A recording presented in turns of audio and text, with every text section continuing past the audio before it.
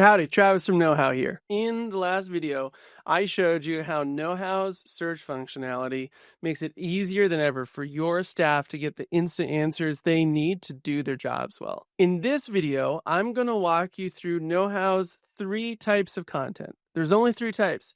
It's very quick, and it is the building block for how KnowHow is able to transform your company operations, help you work smarter, train faster, and get paid quicker. Let me show you how it works. All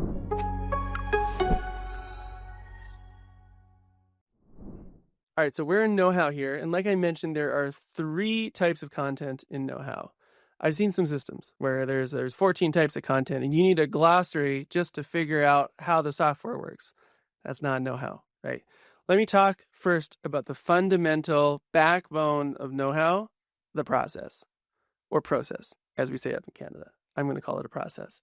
So in KnowHow, you've got a process. These are examples of processes. How to detach toilet, how to understand the classes of water damage, how to complete a qualitative respirator fit test. And so what we're going to do here is I'm going to cycle over to this qualitative respirator fit test, and you can see exactly how this process works. Right, you got a nice little image, you got yourself a title, you've got what we call a process description. This explains the why. Why is it so important to follow this process? If your workers don't know why they should care about a qualitative respirator fit test, they're probably not going to do a great job, even if you lay out all the steps. So that why is super important. And then these are the steps to completing that qualitative respirator fit test. Step 1, an overview of the testing. Step 2, understanding when to do the fit test. Sensitivity screening, the importance of breathing normally. So now you're deep in the test. And what you're doing is you're just walking your staff through step by step how to achieve this outcome. And that's really how we encourage you to think about building a process, step by step. And each step explains in order how to achieve the outcome of detaching a toilet or conducting a respirator fit test. And so you can see that's a process. It doesn't get more complicated than that. Now within this, you can include images, you can include links, you can have videos as well. There's a ton of stuff that you can add here to make this process more rich and more dynamic. But ultimately, what is a process? It's just step-by-step instructions on how to achieve an outcome. So that's the first thing, process. Mark it as complete. The second element of KnowHow is called a workflow. And what's a workflow? It's a playlist of different processes. So you can think, for example, this here. Let's go here. Oh, we'll just go to the workflow section. In the workflow section, these are everyone working on different workflows, different playlists of processes. So I clicked on this one here for Braden, Water Tech Level 1 training. And so this is just the collection of processes that Braden needs to hit in order to become a Level 1 water technician. So you can see we've got this, hey, here's our friend completing a qualitative respirator fit test.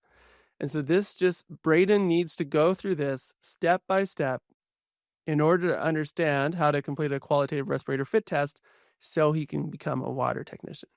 As he goes through and marks these as complete, you can see he's falling way behind right now. We'll talk about that in a second. This is going to become complete. So you can see where Braden is at in his knowledge of preventing safety infractions, in his understanding of the classes of respirators. All workflows is just a playlist of processes. It's just this process and this one in this order in order to achieve this higher level outcome. Very common use case for workflows: how to train new water techs, how to train new estimators, project managers, new role onboarding. Also, deep dives into software. Let's say you use QuickBooks or Xactimate. This is the step-by-step guide to becoming an Xactimate expert and becoming a QuickBooks guru in our company. It's not one process, it's 40 processes: how to upload invoices, how to modify team member roles, how to submit payroll. And this is all you need to know in order to know the ins and outs of QuickBooks. Another great example of workflows. So we've got the 2 elements so far: a process, just step-by-step instructions on getting to an outcome, and a workflow. a collection of processes in order to achieve a larger goal. This third element of know-how, this third backbone content type for know-how, this is the most confusing. You ready? And they are documents. That's all it is, a document. Document would be an example of something that is not a step-by-step process. So what are some examples of documents that you can have in know-how? The CleanRight Mega 3 Water Pumper Operator's Manual. Great example. That might have some step-by-step processes inside it, but at its heart, it's just a document. It's just a PDF. You got some instructions here. You got lots of requirements. You got the warranty. It's just a document.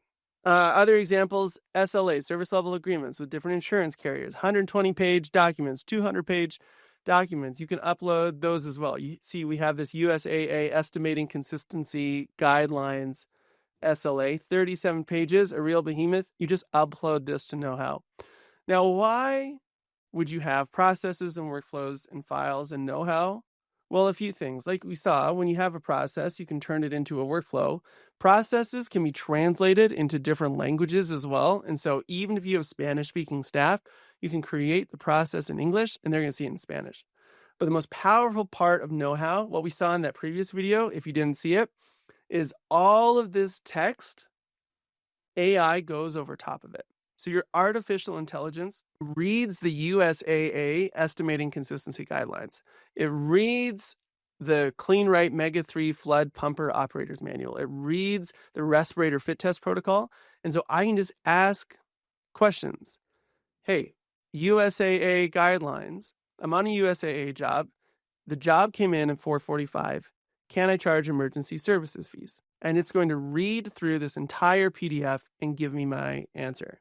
You can see it all here. Really remarkable stuff. The power of artificial intelligence over top of these three content types, processes, workflows, and documents. That's all you need. That's the simple backbone to transform how your company works and how you equip your staff with the right way of doing things. Next up, we're going to talk about how to create processes and know-how. And once again, it won't surprise you, we use the power of artificial intelligence to make it easier than you ever thought possible. I'll see you in that video.